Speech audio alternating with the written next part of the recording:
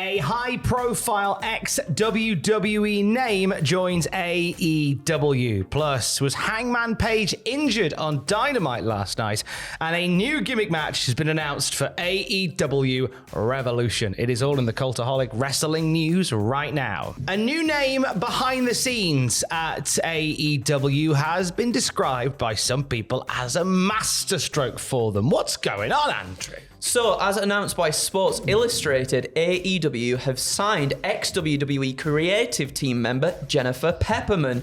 Pepperman was the longest tenured female creative in WWE, working with the company from 2017 until leaving the company last week. Now, before WWE, Pepperman was a TV executive producer and is a 3-time daytime Emmy Award winner. She left the company only last week. Adam Pearce paid tribute on Twitter saying, "Shout out to Jen Pepperman. I've always appreciated your creativity, your passion, and the countless time you have given to help me and others backstage over the years. I will miss your energy, but I know you'll be great wherever you may roam. My gratitude forever." AEW also put out a press release announcing her arrival and gave details on her new role, saying Pepperman will work alongside CEO and head of creative Tony Khan in the development of content for AEW Dynamite live on TBS every Wednesday, AEW Rampage on TNT every Friday, and AEW Collision live on TNT every Saturday. So there's a lot of hype around the arrival behind the scenes of Jen Pepperman. This is somebody who was a key player for WWE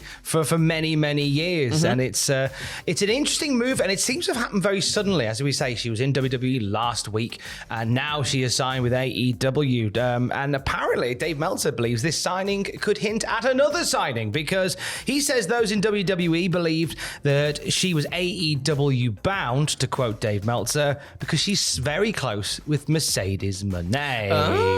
Fightful Select have reported that Monae has signed with AEW and is expected to debut at Big Business in a couple of weeks' time.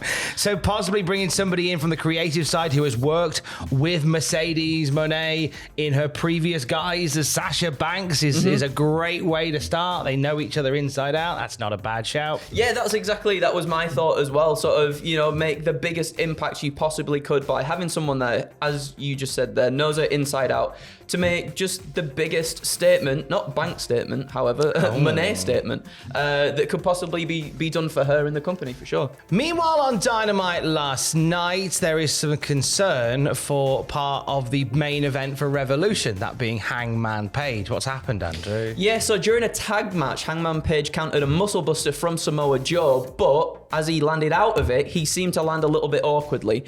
From here, Hangman Page tagged in Rob Van Dam and rolled to the outside. Now, we saw several spots after the fact. The cameraman sort of filmed him several times, and Hangman Page was very adamant for the cameraman to not film him at all. He was saying, "Stop filming me, don't film me." I'm sure at one point he says, "Do not shoot." Yes.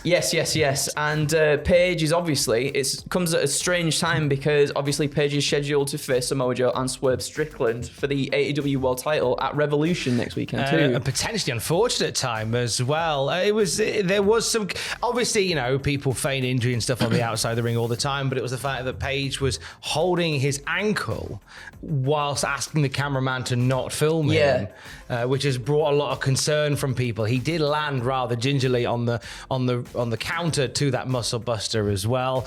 We, at the time of recording, we don't know what his status is going forward. As soon as we know, you'll find the answer at cultaholic.com.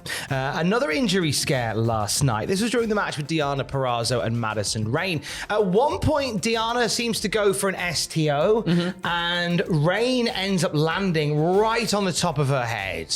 Really uncomfortable moment. The crowd reacts accordingly to it. The ref stops the match briefly, but then the match continues on with Purrazzo winning by submission. Many people have said you should have stopped the match there and then. To hell with the thing that you're doing where Purrazzo and Tony are doing each other's submission finishes during their match. If there's a concern around head injury is a big one. So you should arguably have stopped the match there and then. But they didn't. And again, we're waiting on an update from Madison Rain. All being well, she is fine. We will keep you posted at cultaholic.com. So heading into Revolution, we will see Deonna Purrazzo and Toni Storm for the AEW Women's title. We will also see see the retirement match of Sting. He's teaming with Darby Allin to defend the World Tag Titles against the Young Bucks. A twist in that story last night on Dynamite, wasn't there, Andrew? Yeah, there certainly was. So, Ric Flair, he was in a bad mood, everybody. He wasn't happy with the way he'd been utilised by AEW, and he was saying that he may explore some other options.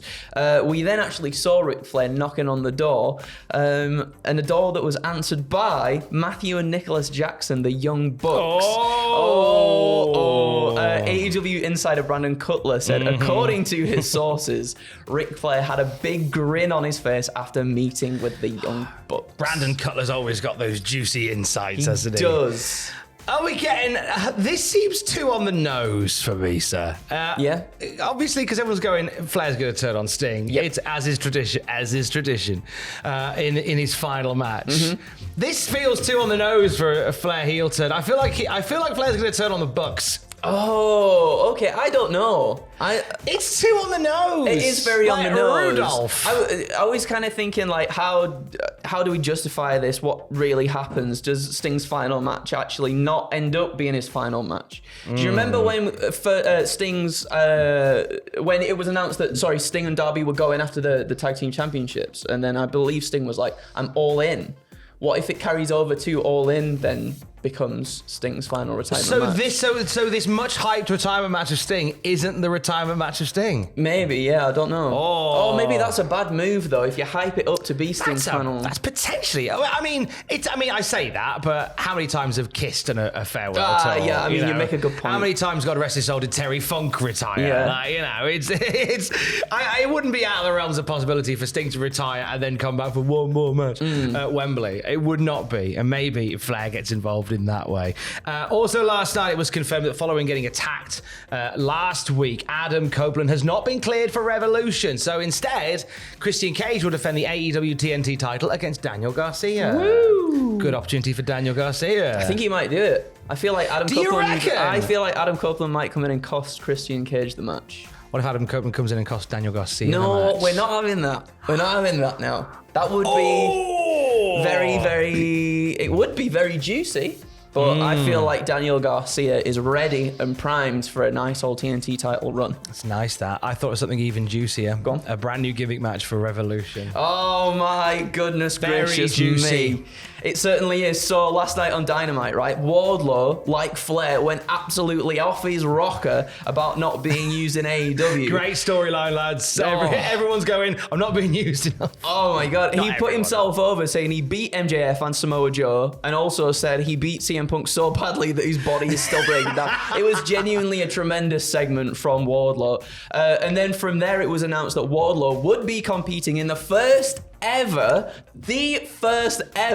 Meat Madness match. Now, what is a Meat Madness match, you may ask? Nobody knows just yet. However, Powerhouse Hobbs seems up for it, and rightly so. He is a man made of meat. All right, let's spitball. What is a Meat Madness match? Like a tombola. I don't know. It's a tombola! It's Like gotta be just big boys slapping meat. That's what it is. Big meaty men slapping meat. all isn't your it? meaty boys. Yeah. Battle Royal, Gauntlet.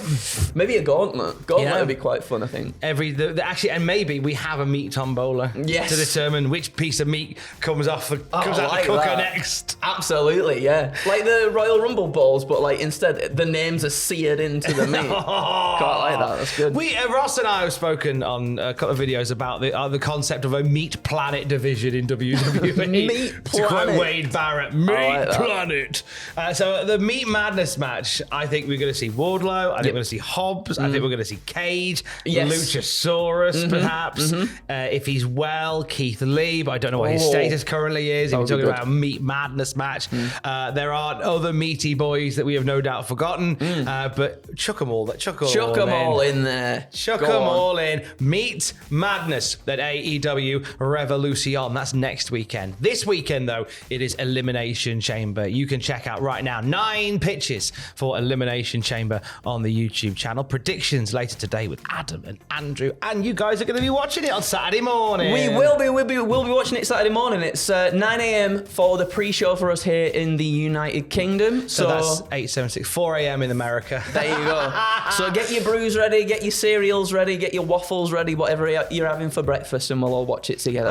Lovely bit of brekkie on a Saturday morning watching the wrestling. For it. I do want like a little breakfast spread. It would be nice, wouldn't it? Oh, how lovely. Yeah, how delicioso. delicious. The WTF moments with Ross Tweddle and what happened with Jack the Jobber will follow Elimination Chamber as well. It's a big old weekend of wrestling content out of that there Australia. And for the very latest news on it and the rest of the wrestling world, you can check out cultaholic.com. Keys. I love you. Bye.